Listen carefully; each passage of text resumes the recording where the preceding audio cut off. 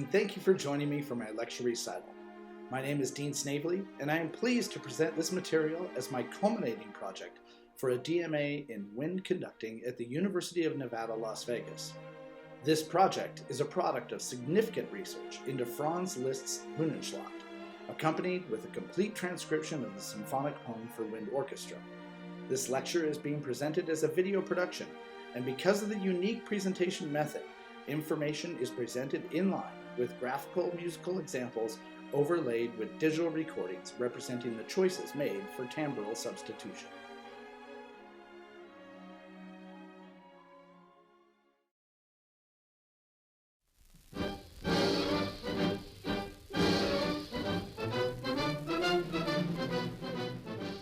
Transcriptions have been a staple in the wind band genre from its beginnings. Early bandmasters like Sousa, Goldman, and Gilmour used transcriptions from symphonies, operas, ballets, and popular music, as well as their marches, for the bulk of their concert programming. John Philip Sousa wrote upon Gilmour's death. He had been on the highways and byways of the land, playing Wagner and Liszt and other great composers, in places where their music was unknown and their names scarcely more than a twice-repeated sound.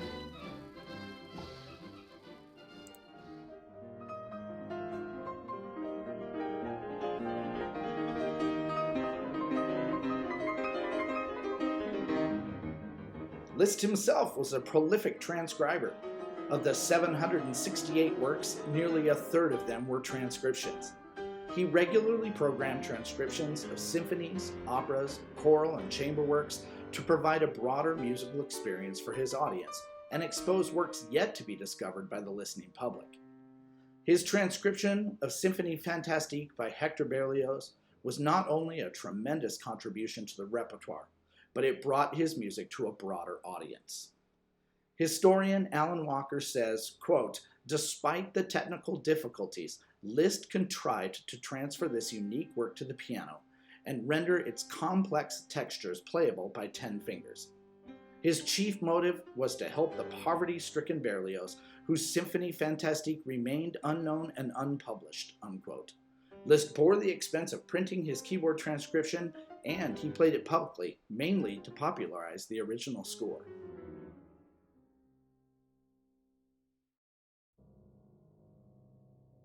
Not only did Liszt transcribe the works of others, but of his own works as well. Liszt transcribed all 12 of his symphonic poems, including this transcription of Hunnenschlacht for piano, 4 hands.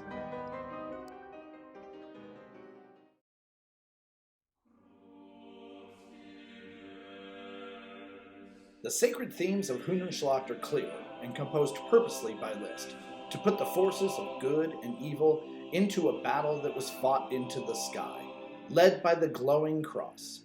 Crux Fidelis is used by Liszt throughout the work to represent Christendom and the victory of good over evil.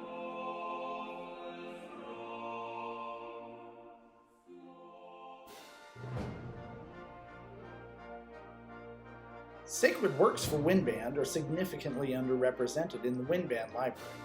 Of the 871 grade 4 and 5 works listed in the National Band Association's selected music list, only 61 titles were found to have sacred themes or religious content.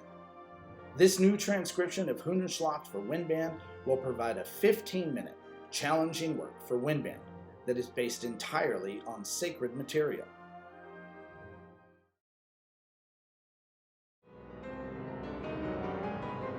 Transcription of an orchestral work for wind orchestra has to meet certain criteria. First, it should not have been transcribed previously for wind band. 2 transcriptions exist of Hunnenschlacht. The first, Liszt's previously spoken of transcription for piano, 4 hands, and the second for brass band, transcribed by Bertrand Morin in 2015 as a test piece for the 2015 Swiss Open. A careful study of recordings has determined that although this work is accurate in key, form, and instrument range, the transcription does not meet the goal of timbral equivalence. Morin's interpretation, although challenging, is more of an arrangement than a transcription, not to mention the seemingly unnecessary addition of snare drum and glockenspiel. Secondly, The work should translate well to the new instrumentation. Liszt's orchestration favors long sections of dense winds and brass, as well as wind and string doublings, providing an excellent opportunity for transcription for wind orchestra. For these reasons, I chose to transcribe Hunnenschlacht by Franz Liszt. The challenges raised by his string orchestrations are reimagined with careful consideration of timbral substitution and the unique instrumentation of the wind orchestra.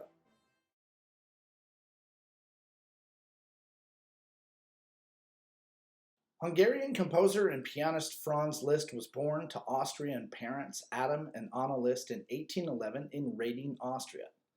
His father was a cellist who had played for a time in Haydn's orchestra and an amateur pianist. He was the bookkeeper and orchestra manager for the Esterházy estate in Weimar. From a young age, Franz showed a keen interest in music. He quickly outgrew the teaching ability of his father, who took him to Vienna to study piano with Carl Czerny and theory with Antonio Salieri. Both taught him free of charge. Their move to Austria was costly, and with their purse strings strained, they decided to take Franz on tour, much like the young Mozart, and move to Paris. It just so happened that the apartment that they acquired in Paris was directly across the street from the Maison Erard, the home of the celebrated piano manufacturer. Upon entering the piano manufacturing facility, young Franz sat to play one of the pianos and astounded everyone in the room. It was from this point that began his nearly 25-year-long career of constantly touring as a concert pianist, as well as composing and transcribing works primarily for the piano. In 1847, at the behest of Caroline von Wittgenstein, he ended his long piano touring career and retired to Weimar as the director of the Weimar court. Liszt's retirement from a touring pianist to a residential musical director in Weimar afforded him not only the time to develop orchestration techniques, but also the benefit of a resident orchestra to perform the works that he had composed. His friendships with Hector Berlioz, Richard Wagner, Frédéric Chopin, and the like certainly influenced his methods of orchestration, but it was his partnership with Joachim Raff, writing, editing, and reorchestrating works that truly developed his skills as an orchestrator. He and Raff worked very closely together in the first several years of his time in Weimar.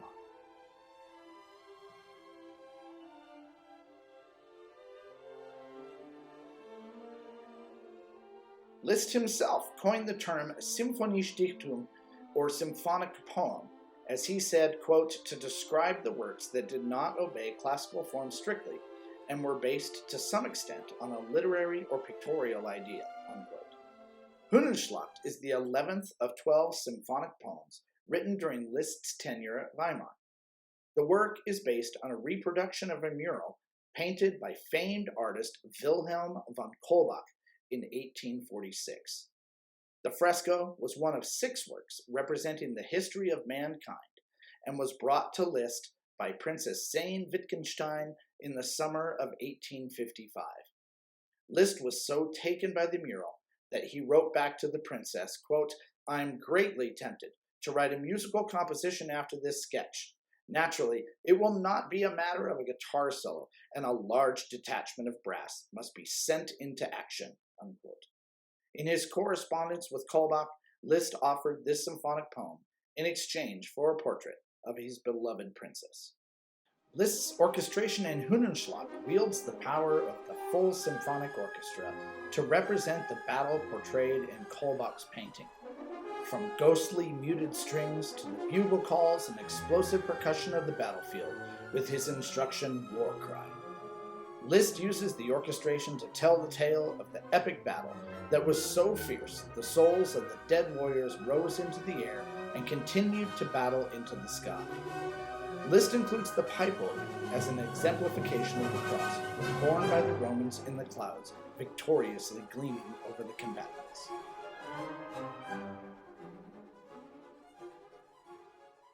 The fourth and final section of this lecture details the transcription process, highlighting specific areas throughout the work where timbral choices were made to maintain Liszt's orchestration choices. Composer Alfred Reed stated at the opening of Longfield's transcription of Handel's Hallelujah Chorus that, quote, "The responsibility of the recomposer, for that is what the arranger-transcriber really is, to the original composer and his work is the foundation on which a successful such derivative work must rest. The feeling on the part of the listener that what is being heard is actually the original version, or it could be the original version of the work, is the measure of the arranger-transcriber success, both from the technical and the artistic points of view," unquote. Reed's part of the statement that states, quote, "The feeling on the part of the listener is what is being heard is actually the original version, or it could be the original version," unquote, is an important part of this statement and acts as the dividing rod by which transcribers deal with some of the choices that have to be made in order to keep the composer's timbral intent. The material that follows in this lecture is not a measure-by-measure detailed analysis throughout the entire work, but instead I will highlight sections throughout the work where timbral substitution and or doubling was applied to maintain Liszt's orchestration choices in the composition. To assist in organizing this transcription narrative, I've chosen to break the work into 6 sections, based on an in-depth analysis found in a study into the musical narrative of Hunnenschlacht by Sean McIntyre of CSU Northridge. McIntyre breaks the work into the following 6 sections to organize his granular analysis of the work's content. Because of the digital nature of this presentation, I'll be using 2 different recordings to demonstrate the transcription process. The orchestral recording I'll be using in this presentation is the 1993 London Philharmonic recording under the direction of Bernard Haitink, and the transcription's audio presentation was created using Avid's Sibelius music composition software and the Note Performer digital instrument interface. It is important to make a quick mention about the difference in instrumentation between the orchestra and the wind orchestra. Simply stated, violins and viola are removed, and a third clarinet, harmony clarinets, the saxophone family, third trumpet, and euphonium are added. The cello and string bass are kept, which is a unique instrumentation to the wind orchestra and greatly benefits the transcription process. Our first theme is passed through the orchestra, beginning with bassoon and cello, to viola, violin 2, and clarinet, to violin 1, oboe, and then joined by the flute at the end of the opening statement. Liszt used the muted 16th note sextuplets and triplets in the strings to create a ghostly feel in the strings. These articulations are challenging to reproduce on wind instruments, and when, as in the Morin arrangement for brass band, they are used, they don't present a similar timbre. I made the decision early in the transcription to substitute the 16th note subdivisions with sustained pitches at softer dynamics. Although this does not precisely match the timbre of the muted strings, it is a practical substitution. As this theme builds in intensity, the tenor saxophone takes the violin 2 part, and the euphonium takes the viola. The next terraced entrance of violin 1 is then taken by alto saxophone and second flute. The cello part remains unchanged, which provides the muted and agitated sound that Liszt wrote in the original score. Doubling of the cello parts by the tenor saxophone and the euphonium continue throughout this introductory section. The ending of the introductory material, measures 23 through 30, are the first encounter where doubling of existing instruments is achieved. The original wind parts remain unchanged, and the violin 2 and divisi viola parts are given to the alto and tenor saxophones respectively. The Pumoso at measure 31 is the first statement of the Hunn's battle theme, scored for first violins and marked violente. The statement crosses a range from B-flat 3 to G6 in a single phrase. The choice was made to dovetail this theme from the trumpets and clarinets to the oboes and finally to the flutes and piccolo. The following section is a column response between the winds and the strings and presents an interesting mix of doublings and substitutions. In the original score, the winds are written staccato and the strings are written in 16th note subdivisions on each 8th note pitch change. The staccato chromatic motive in the woodwind remains as scored in the original, except for the tenor saxophone doubling the bassoon. The antecedent string figure, originally scored violin 2 through string bass, is taken by second flute, third clarinet, and the saxophone section, as well as the harmony clarinets. The conclusion of the first section is a descending scalar passage through the viola, cello, and double bass, accompanied by a long diminuendo. This effect was emulated by dovetailing the descending scale through the clarinets and euphonium to the harmony clarinets and tuba, ending with the bass clarinet and tuba on the pedal C to begin section 2.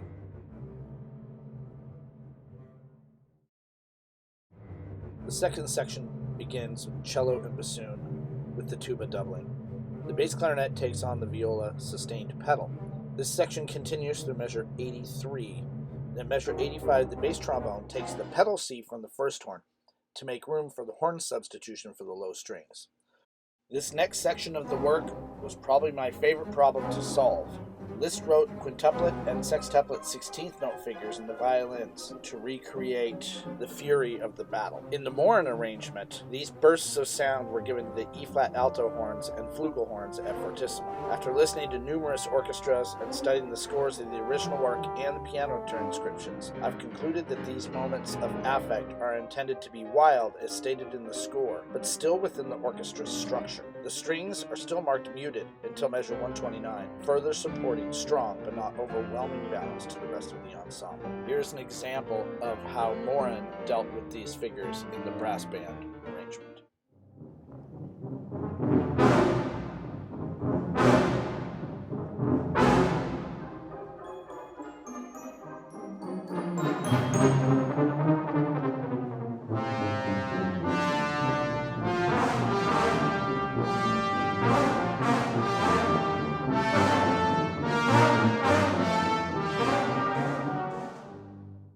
Figures are scored in the middle to lower range of the violins, producing a robust, rich timbre, but certainly not the blaring explosion as in the brass band arrangement. In this transcription, they are given to the third clarinet, bass clarinet, and alto saxophones. Although technically challenging, the timbral replacement for these figures is effective. This substitution continues throughout the figure's appearance.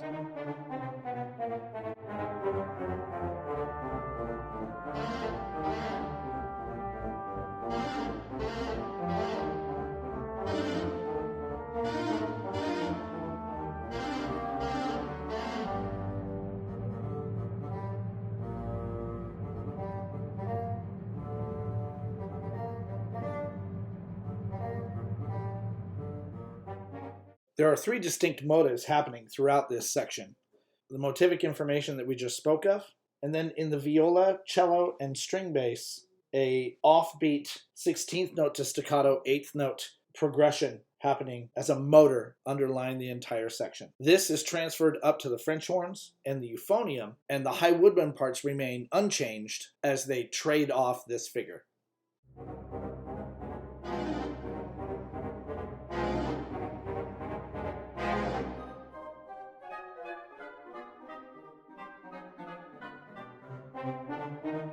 The third motive is Liszt's first statement of the Crux Fidelis plain chant, scored for trombones in octaves. This is left unchanged in the transcription. Section 3 intertwines motive 2 and motive 3. The original wind writing remains relatively unchanged through measure 150. The violin takes on the role of motive 2 throughout this section and is taken by the flutes and supported by the existing solo clarinet.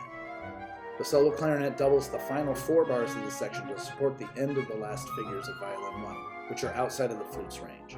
The decision was made to dovetail the flutes out of the figure to allow the clarinets to complete the phrase. The underlying chords in the second violin and viola are given to the remaining clarinet section in divisi. The cello and double bass are doubled by the euphonium and tuba, respectively. Measures 173 through 178 required significant alteration to accommodate the rapid scales accompanying this section. The strings are instructed furioso and pass 16th note scales from one section to the other. The substitution was achieved by employing the bass and contrabass clarinets as cello and double bass support, and the first and second clarinets taking on the role of first and second violins. Violas join in the second measure of the section in unison with cello, which is already covered by the harmony clarinets. Flute 1 is dovetailed in the third measure of this section to provide brilliance to the top of the scalar passage and back out at the end of each phrase. The original Flute 1 part was moved to piccolo and Flute 2, and the clarinet parts to clarinet 3. Measures 178 through 198 uses modulation and sequence, developing both themes and building the intensity representing the battle of both forces. The doubling and substitutions remain the same throughout the iteration of each theme, culminating in the simultaneous diminution of the Hun theme and augmentation of the Roman theme. This build is immediately followed in measure 199 by a subito piano 16th, 8th motor figure in the strings, now given to the clarinets and saxophones, which builds underneath and alternating calls in the horns. The arrival at measure 217 begins a fugal section in the strings, which is given to flutes, oboes, and the clarinet family. This fugal section continues until measure 235, when motive 3 is superimposed over a repeated driving fragment of the fugal statement. Piccolo, first flute, and first clarinet continue with this figure, while the clarinets continue the viola, cello, and double bass motor. The end of section 3 builds in intensity, ending with a fugal statement in the strings now taken by the clarinet family at fortissimo and emphasized by the rest of the wind orchestra on accents at the end of each fragment. The alto saxophones and trumpet double the horns, the tenor saxophone doubles the second trombone, and the baritone saxophone and euphonium double the bass trombone. Section 4 begins at measure 247, with motive 4, the crux fidelis, initially scored in all wind parts except the flutes. The violins and cello have the 16th, 8th note motor that has been present throughout the work. The viola and double bass outline the same figure in the downlines.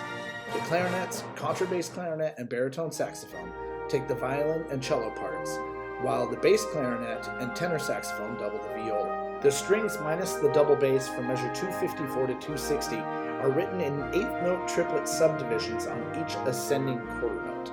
The winds instead sustain quarter notes and crescendo, while the cello maintains the triplet subdivision. Measure 262 begins the first triumphant fanfare scored by Liszt, with every instrument in the orchestra at triple forte. This fanfare is presented 3 times. Each iteration's doublings remain identical. The violins and viola sustain a triple forte E-flat triad in tremolo in the original score. These parts are substituted with violins to the flute, viola to the alto saxophones and third clarinet, the bass and contrabass clarinets, the tenor and baritone saxophone double the bassoon, and the euphonium doubles the bass trombone. Measure 271 introduces the first entrance of the organ. The organ's part is cued in the score and parts with the instructions from Liszt. The wood instrument players observe tacit when the chorale is played by the harmonium. Where no organ or harmonium is available, the wood instrument players should execute the chorale. There are no substitutions or doublings in any of the chorale sections, which are all separated by the fanfare previously mentioned. The decision was made to keep the cued woodwinds divisi as written in the original score. The chorale sections occur throughout this area up until measure 304, when flute 2 and clarinet 2 are given the entrance of the violins. In measure 308, the organ or the woodwind ensemble finishes the last chorale statement, and the violins start a 4-measure scalar figure from G3 to G5. To replicate this final statement of section 4, the solo clarinet plays measure 308, then the solo flute overlaps on beat 4, joining the solo clarinet for another measure, then the clarinet exits on beat 1, leaving the solo flute to play the final measure. Section 5 begins with a repeated ostinato figure from the second violin. A solo, muted first trombone is given this figure, which continues throughout, joined by a solo muted trumpet, a measure 324. Violin 1, viola, and cello have a homophonic melody throughout this section, which is given to the clarinet section. The oboe and flute solos through this section are kept as written, and the pedal point in octaves originally scored for clarinet from measure 324 to 339 is given to the bass clarinet. At measure 340, the solo flute begins another scalar figure, which continues through 343. The cello solo in measure 341 is kept, and the entrance of the first violin solo in measure 343 is given to the second flute. The chordal underscoring in the oboe, clarinets, and bassoon is kept with no alterations. The second flute leaves the duet in measure 349, and section 5 ends with the solo flute ascending alone as written by Liszt. The work's final section is thickly scored in the winds, which requires primarily doublings. It begins with the motive 4 crux fidelis harmonized in the winds, accompanied by scalar figures that dovetail descending and ascending through the violas, violins, and cello. The alto saxophones are given the original clarinet parts, and the tenor saxophone doubles the bassoon. As has been the case throughout the work, these scales are written in 16th note subdivision and are presented in the woodwinds as legato 8th notes. Violin 1 is taken by the flutes, viola in the clarinets, and cello is doubled in the bass and contrabass clarinets. The oboe keeps the original material, but takes on the role of the motive 4 melody from the flute as they are covering the violin 1 parts. This doubling continues until measure 374, when the flutes leave the violin 1's responsibilities to the clarinets and take on their original parts. At measure 383, the alto saxophones are given the clarinet parts for 4 measures, and the clarinets return to their original parts with the alto saxophones for 4 more measures. Measure 398 begins with the strings and winds playing a new melody in stretto. The parts remain as scored with the addition of the euphonium and bass clarinet doubling the cello. At measure 405, the alto and tenor saxophones join the trumpets on a G pedal point, and the trombones join the cello. These assignments continue until measure 416. Measure 419 and 20 continue with the same doublings, requiring only the flutes and clarinets to be given the violin's descending scales over the dominant. This leads to a full ensemble arrival in C major at measure 421. In the original score, the winds carry the crux fidelis theme with harmonic support and rhythmic accentuation from the strings. The roles are then reversed, with the theme of the Roman troops in the strings and the harmonic and rhythmic material in the winds. The full force of the orchestra is employed throughout these alterations, with the violins playing heavily accented quarter notes on beats 2 and 4, and the viola, cello, and double bass arpeggiating the tonic and subdominant harmonies. The clarinets and alto saxophones take the offbeats, while the harmony clarinets, tenor and baritone saxophones, and euphonium play the arpeggios. The alterations between the themes continue with the same substitutions and doublings through measure 454. From 454 to 461, motive 3 is stated for the final time. The doublings from the previous section, with the addition of the alto and tenor saxophone sustaining the chord tones of the organ and high strings. Measure 461 ends this statement with 5 beats of silence, followed by an alteration of the crux fidelis plain chant harmonized in the woodwinds, which remains unchanged. From measure 474 to the end, the winds and strings are doubled and require no substitutions. The final section has the instruction from the composer. If the harmonium is not strong enough to be heard above the orchestra at the end, then it will be better to be left out altogether. The wind orchestra does provide unique instrumentation to allow for the same timbre the organ presents at the end of the work, employing flutes, clarinets 2 and 3, the saxophone section, and trombones, as well as adding the euphonium and tuba at the end of the work to replicate the organ's final sustained chords. Hunnenschlacht is a challenging work for the wind orchestra, and its completion provides an exciting new transcription of a work that is not often performed on contemporary symphony programs.